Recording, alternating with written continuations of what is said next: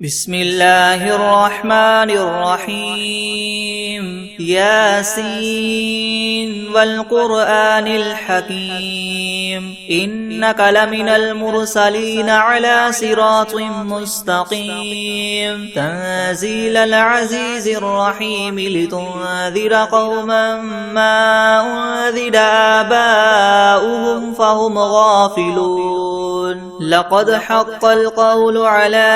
أكثرهم فهم لا يؤمنون إنا جعلنا في أعناقهم مغلالا فهي إلى الأذقان فهم مقمحون وجعلنا من بين أيديهم سدا ومن خلفهم سدا فأغشيناهم فهم لا يبصرون وسواء عليهم أنذرتهم أم لم تنذرهم لا يؤمنون إنما تنذر من اتبع الذكر وخشي الرحمن بالغيب فبشره بمغفرة وأجر كريم إنا نحن نحيي الموتى ونكتب ما قدموا وآثارهم وكل شيء أحصيناه في إمام مبين واضرب لهم مثلا أصحاب القرية إذ جاءها المرسلون إذ أرسلنا إليهم اثنين فكذبوهما فعززنا بثالث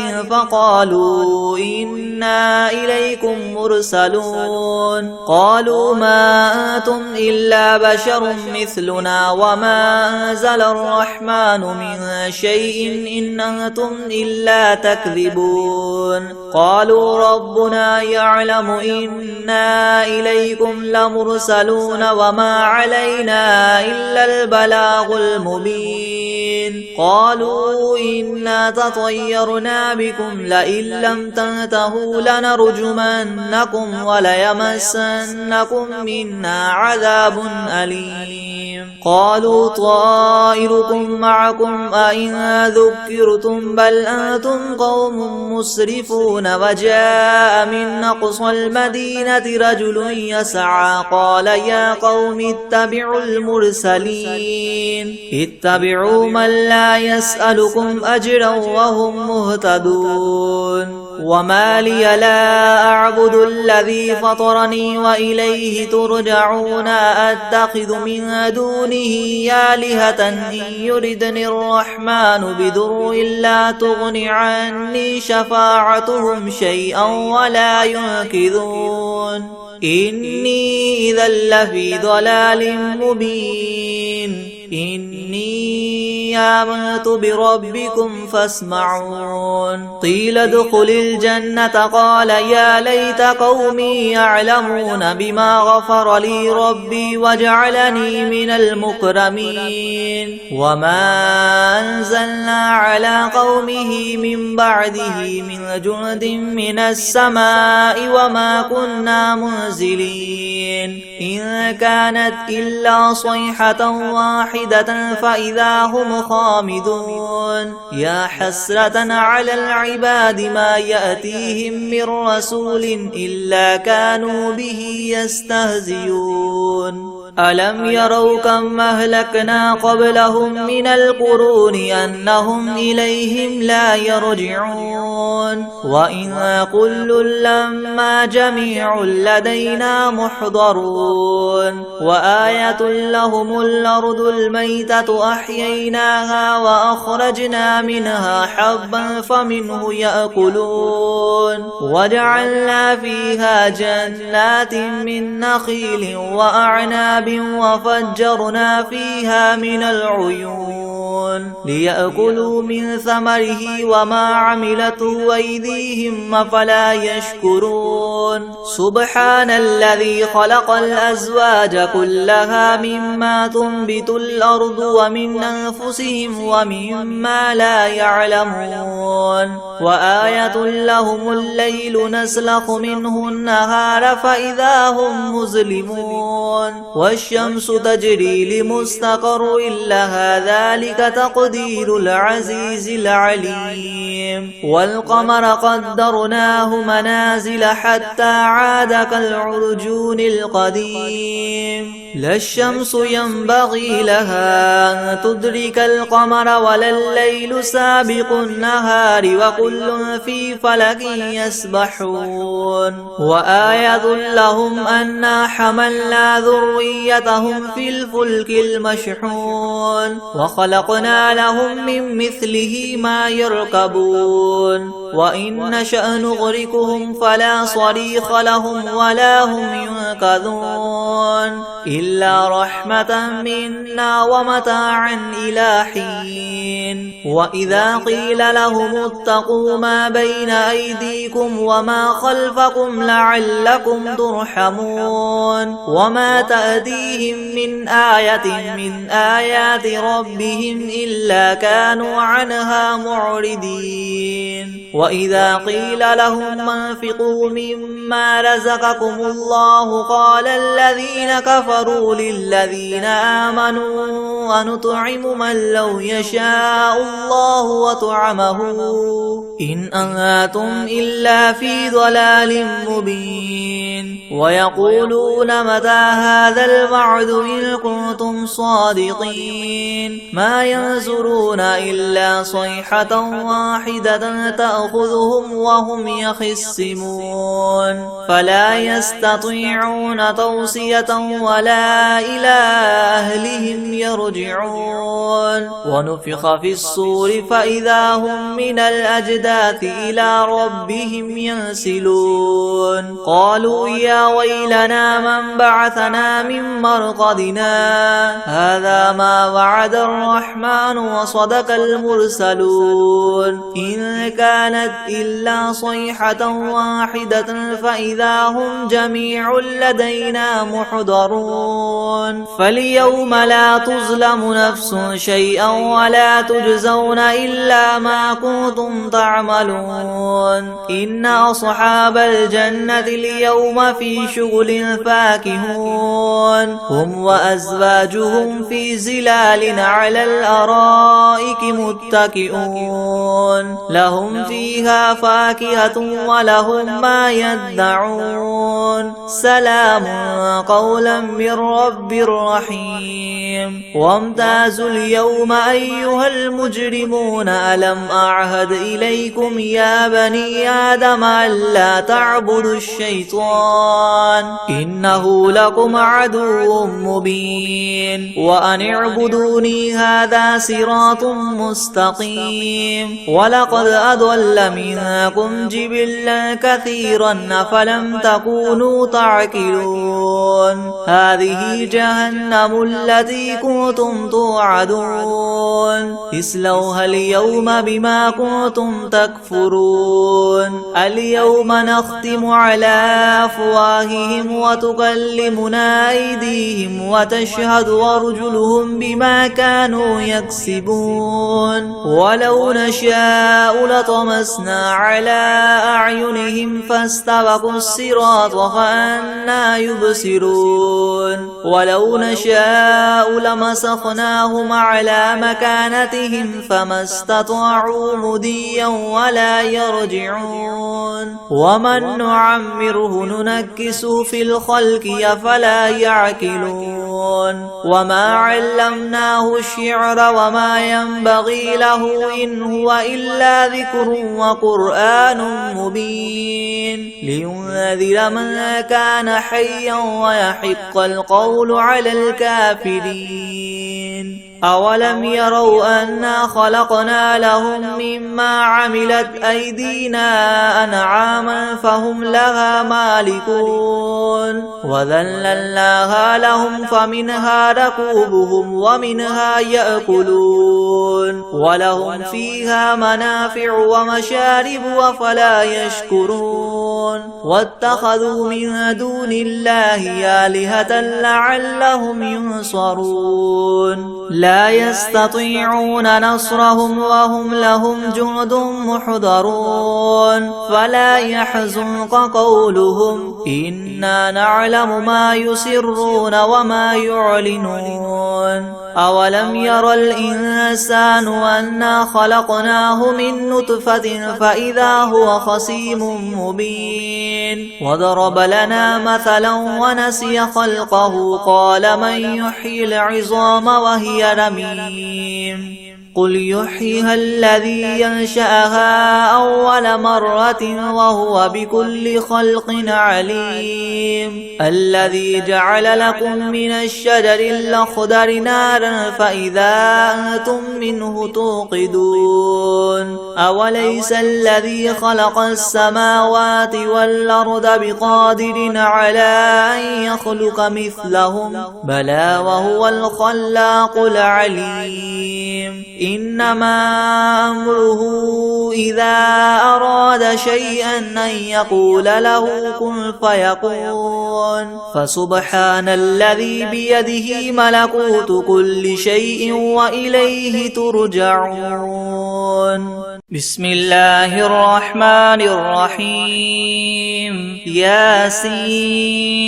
والقرآن الحكيم إنك لمن المرسلين على صراط مستقيم تنزيل العزيز الرحيم لتنذر قوما ما أنذر آباؤهم فهم غافلون لقد حق القول على أكثرهم فهم لا يؤمنون إنا جعلنا في أعناقهم مغلالا فهي إلى الأذقان فهم مقمحون وجعلنا من بين أيديهم سدا ومن خلفهم سدا فأغشيناهم فهم لا يبصرون وسواء عليهم أنذرتهم أم لم تنذرهم لا يؤمنون إنما تنذر من اتبع الذكر وخشي الرحمن بالغيب فبشره بمغفرة وأجر كريم إنا نحن نحيي الموتى ونكتب ما قدموا وآثارهم وكل شيء أحصيناه في إمام مبين واضرب لهم مثلا أصحاب القرية إذ جاءها المرسلون إذ أرسلنا إليهم اثنين فكذبوهما فعززنا بثالث فقالوا إنا إليكم مرسلون قالوا ما أنتم إلا بشر مثلنا وما أنزل الرحمن من شيء إن أنتم إلا تكذبون قالوا ربنا يعلم إنا إليكم لمرسلون وما علينا إلا البلاغ المبين قالوا إنا تطيرنا بكم لئن لم تنتهوا لنرجمنكم وليمسنكم منا عذاب أليم قالوا طائركم معكم أئن ذكرتم بل أنتم قوم مسرفون وجاء من أقصى المدينة رجل يسعى قال يا قوم اتبعوا المرسلين اتبعوا من لا يسألكم أجرا وهم مهتدون وما لي لا أعبد الذي فطرني وإليه ترجعون أتخذ من دونه آلهة إن يردني الرحمن بضر لا تغن عني شفاعتهم شيئا ولا ينقذون إني إذا لفي ضلال مبين إني آمنت بربكم فاسمعون قيل ادخل الجنة قال يا ليت قومي يعلمون بما غفر لي ربي وجعلني من المكرمين وما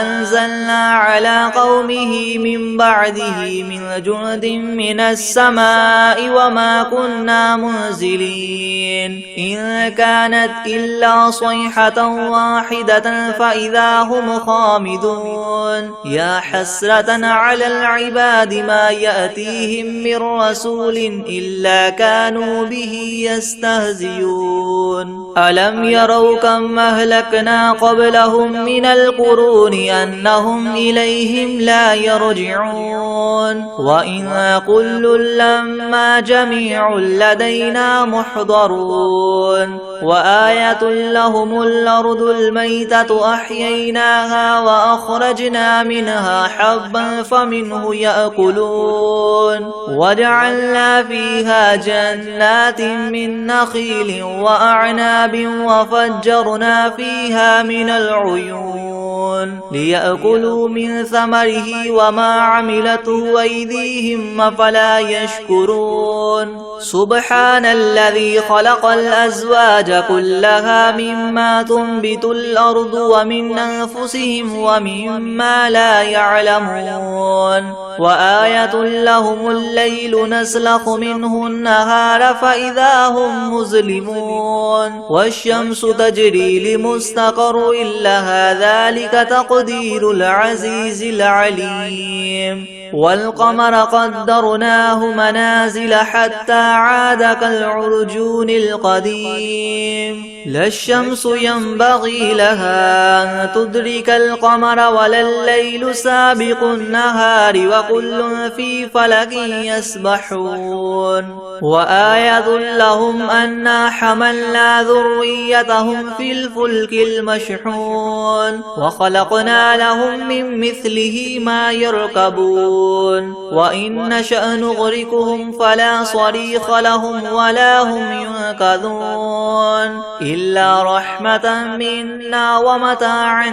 إلى حين وإذا قيل لهم اتقوا ما بين أيديكم وما خلفكم لعلكم ترحمون وما تأتيهم من آية من آيات ربهم إلا كانوا عنها معرضين وإذا قيل لهم انفقوا مما رزقكم الله قال الذين كفروا للذين آمنوا ونطعم من لو يشاء الله وطعمه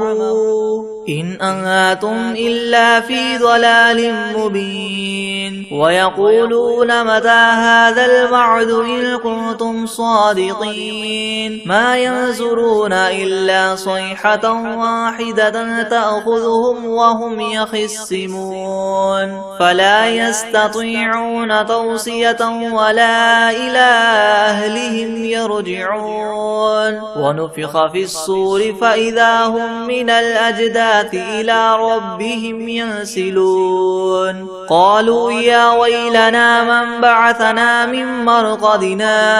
هذا ما وعد الرحمن وصدق المرسلون إن كانت إلا صيحة واحدة فإذا هم جميع لدينا محضرون فاليوم لا تظلم نفس شيئا ولا تجزون إلا ما كنتم تعملون إن أصحاب الجنة اليوم في شغل فاكهون هم وأزواجهم في زلال على الأرائك متكئون لهم فيها فاكهة ولهم ما يدعون سلام قولا من رب رحيم وامتازوا اليوم أيها المجرمون ألم أعهد إليكم يا بني آدم ألا تعبدوا الشيطان إنه لكم عدو مبين وأن اعبدوني هذا صراط مستقيم ولقد أضل منكم جبلا كثيرا فلم تكونوا تكونوا تعقلون هذه جهنم التي كنتم توعدون اصلوها اليوم بما كنتم تكفرون اليوم نختم على أفواههم وتكلمنا أيديهم وتشهد أرجلهم بما كانوا يكسبون ولو نشاء لطمسنا على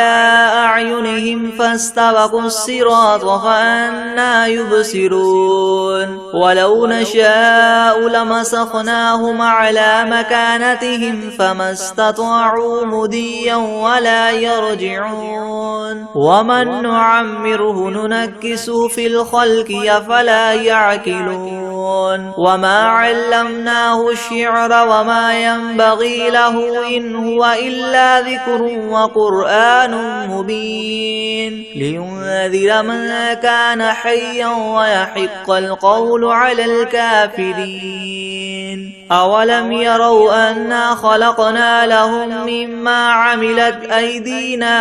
أنعاما فهم لها مالكون وذللناها لهم فمنها ركوبهم ومنها يأكلون ولهم فيها منافع ومشارب أفلا يشكرون واتخذوا من دون الله آلهة لعلهم ينصرون لا يستطيعون نصرهم وهم لهم جند محضرون فلا يحزنك قولهم إنا نعلم ما يسرون وما يعلنون أولم ير الإنسان أنا خلقناه من نطفة فإذا هو خصيم مبين وضرب لنا مثلا ونسي خلقه قال من يحيي العظام وهي رميم قل يحييها الذي ينشأها أول مرة وهو بكل خلق عليم الذي جعل لكم من الشجر الأخضر نارا فإذا أنتم منه توقدون أوليس الذي خلق السماوات والأرض بقادر على أن يخلق مثلهم بلى وهو الخلاق العليم إنما أمره إذا أراد شيئا أن يقول له كن فيكون فسبحان الذي بيده ملكوت كل شيء وإليه ترجعون بسم الله الرحمن الرحيم الحمد لله رب العالمين الرحمن الرحيم مالك يوم الدين إياك نعبد وإياك نستعين اهدنا الصراط المستقيم صراط الذين أنعمت عليهم غير المغضوب عليهم ولا الضالين بسم الله الرحمن الرحيم ألف لام ميم ذلك الكتاب لا ريب فيه هدى للمتقين الذين يؤمنون بالغيب ويقيمون الصلاة ومما رزقناهم ينفقون والذين يؤمنون بما أنزل إليك وما أنزل من قبلك وبالآخرة هم يوقنون أولئك على هدى من ربهم وأولئك هم المفلحون وإلهكم إله واحد لا إله إلا هو الرحمن الرحيم الله لا إله إلا هو الحي القيوم لا تأخذه سنة ولا نوم له ما في السماوات وما في الأرض من ذا الذي يشفع عنده إلا بإذنه يعلم ما بين أيديهم وما خلفهم ولا يحيطون ولا يحيطون بشيء من علمه إلا بما شاء وسع كرسيه السماوات والأرض ولا يؤوده حفظهما وهو العلي العظيم لا إكراه في الدين قد تبين الرشد من الغي فمن يكفر بالطاغوت ويؤمن بالله فقد استمسك بالعروة الوثقى لا انفصام لها والله سميع عليم الله ولي الذين آمنوا يخرجهم من الظلمات إلى النور والذين كفروا أولياؤهم الطاغوت يخرجونهم من النور إلى الظلمات أولئك أصحاب النار هم فيها خالدون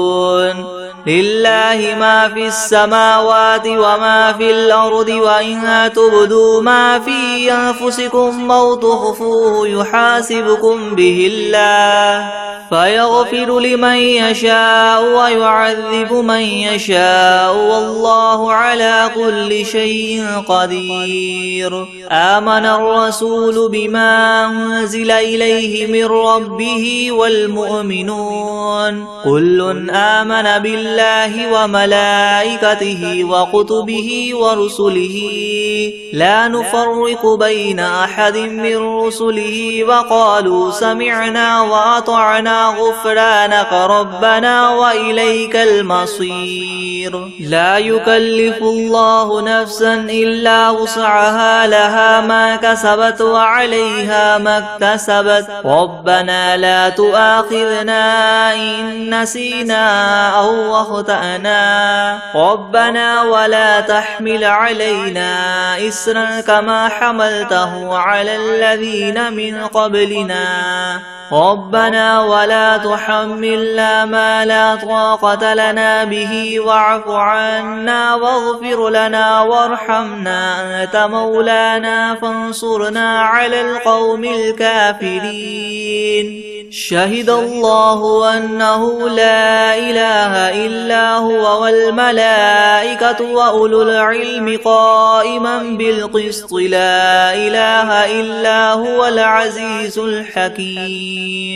قل اللهم مالك الملك تؤتي الملك من تشاء وتنزع الملك ممن تشاء وتعز من تشاء وتذل من تشاء بيدك الخير إنك على كل شيء قدير تولج الليل في النهار وتولج النهار في الليل وتخرج الحي من الميت وتخرج الميت من الحي وترزق من تشاء بغير حساب إن ربكم الله الذي خلق السماوات والأرض في 6 أيام ثم استوى على العرش يغشي الليل النهار يطلبه حثيثا والشمس والقمر والنجوم مسخرات بأمره ألا له الخلق والأمر تبارك الله رب العالمين ادعوا ربكم تضرعا وخفية إنه لا يحب المعتدين ولا تفسدوا في الأرض بعد إصلاحها وادعوه خوفا وطمعا إن رحمة الله قريب من المحسنين قل ادعوا الله أو ادعوا الرحمن أيما تدعوا فله الأسماء الحسنى ولا تجهر بصلاتك ولا تخافت بها وابتغ بين ذلك سبيلا وقل الحمد لله الذي لم يتخذ ولدا ولم يكن له شريك في الملك ولم يكن له ولي من الذل وكبره تكبيرا أفحسبتم أنما خلقناكم عبثا وأنكم إلينا لا ترجعون فتعالى الله الملك الحق لا إله إلا هو رب العرش الكريم ومن يدع مع الله إلها آخر لا برهان له به فإنما حسابه عند ربه إنه لا يفلح الكافرون وقل رب اغفر وارحم وأنت خير الراحمين بسم الله الرحمن الرحيم والصافات صفا فالزاجرات زجرا فالتاليات ذكرا إن إلهكم لواحد رب السماوات والأرض وما بينهما ورب المشارق إنا زينا السماء الدنيا بزينة الكواكب وحفظا من كل شيطان مارد لا يسمعون إلى الملأ الأعلى ويغذفون من كل جانب دحورا ولهم عذاب واصب إلا من خطف الخطفة فأتبعه شهاب ثاقب فاستفتهم أهم أشد خلقا أم من خلقنا إنا خلقناهم من طين لاذب يا معشر الجن والإنس إن استطعتم من تنفذوا من أقطار السماوات والأرض فانفذوا لا تنفذون إلا بسلطان فبأي آلاء ربكما تكذبان يرسل عليكما شواظ من نار ونحاس فلا تنتصران فبأي آلاء ربكما تكذبان فإذا انشقت السماء فكانت وردة كالدهان فبأي آلاء ربكما تكذبان فيومئذ لا يسأل عن ذنبه إنس ولا جان فبأي آلاء ربكما تكذبان لو أنزلنا هذا القرآن على جبل لرأيته خاشعا متصدعا من خشية الله وتلك الأمثال نضربها للناس لعلهم يتفكرون هو الله الذي لا إله إلا هو عالم الغيب والشهادة هو الرحمن الرحيم هو الله الذي لا إله إلا هو الملك القدوس السلام المؤمن المهيمن العزيز الجبار المتكبر سبحان الله عما يشركون هو الله الخالق البارئ المصور له الأسماء الحسنى يسبح له ما في السماوات والأرض وهو العزيز الحكيم بسم الله الرحمن الرحيم قل أوحي إلي أنه استمع نفر من الجن فقالوا إنا سمعنا قرآنا عجبا يهدي إلى الرشد فآمنا به ولن نشرك بربنا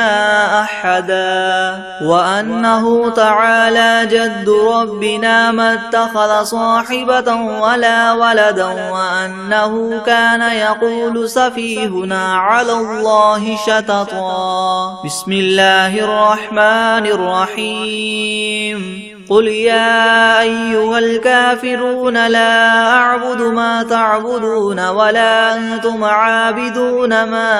أعبد ولا أنا عابد ما عبدتم ولا أنتم عابدون ما أعبد لكم دينكم ولي دين بسم الله الرحمن الرحيم قل هو الله أحد الله الصمد لم يلد يلد ولم يولد ولم يكن له كفوا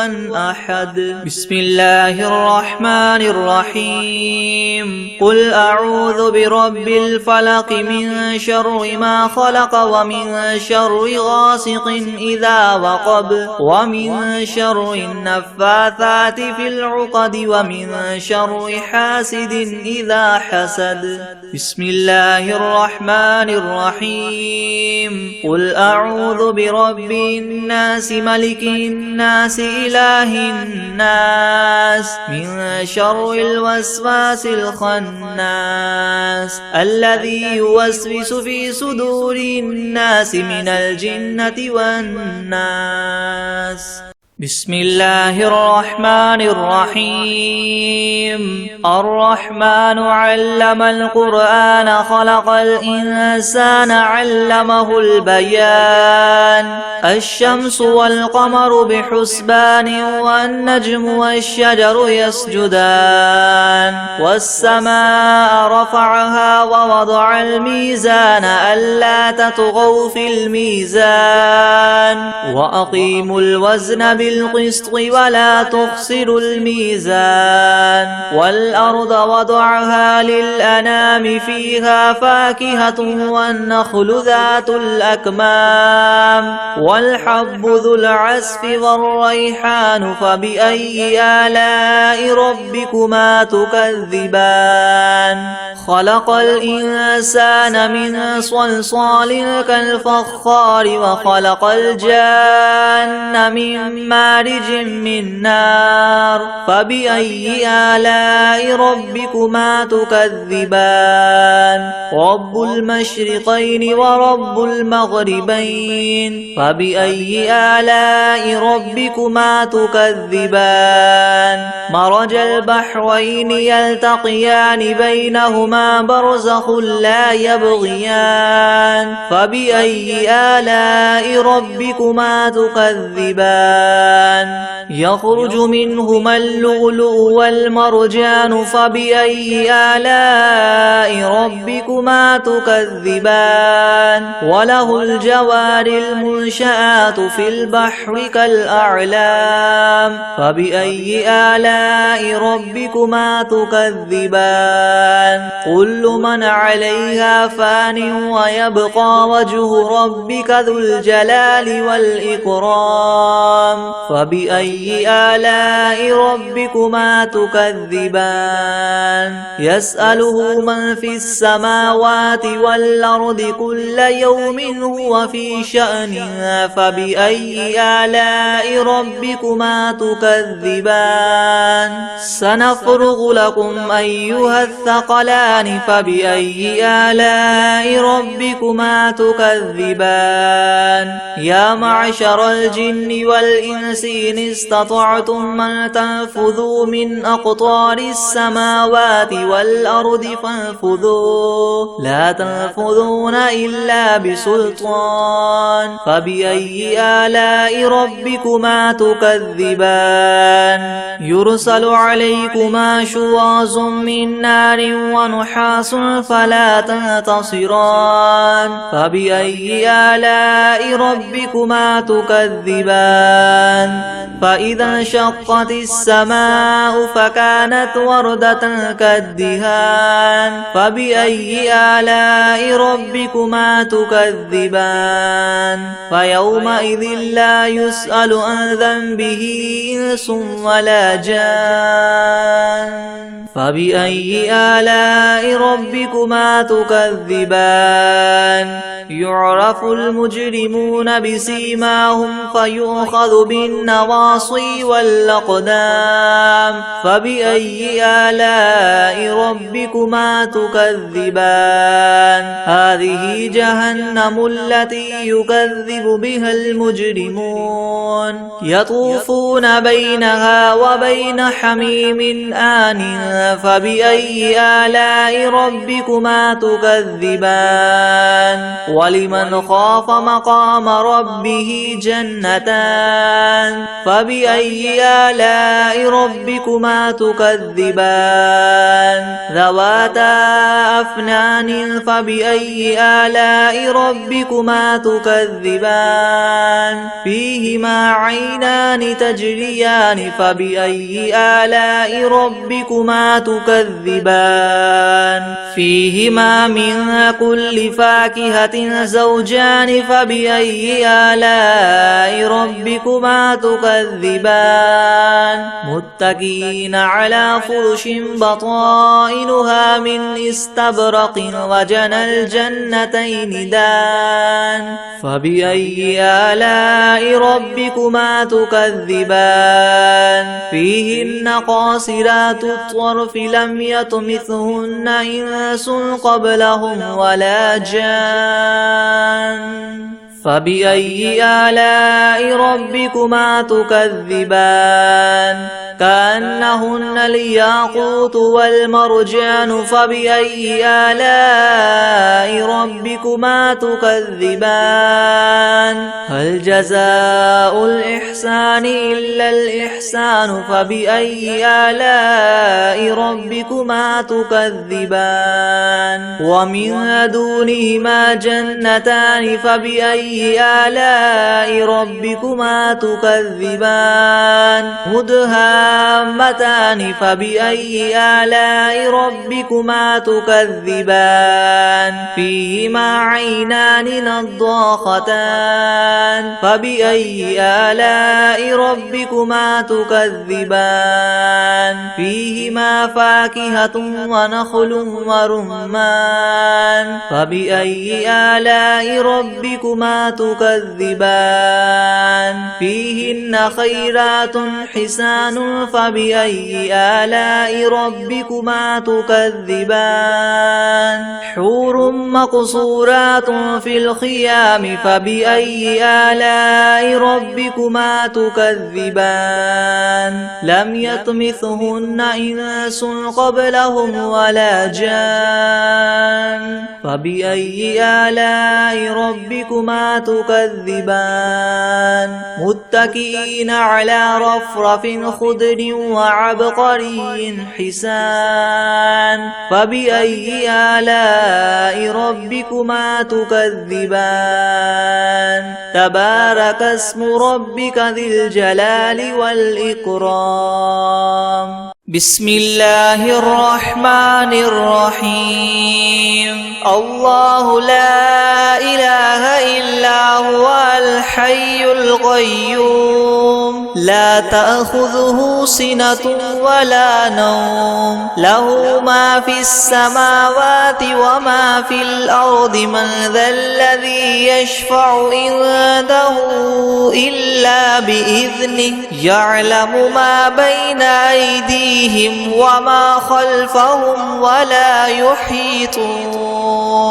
ولا يحيطون بشيء من علمه إلا بما شاء وسع كرسيه السماوات والأرض ولا يؤوده حفظهما وهو العلي العظيم بسم الله الرحمن الرحيم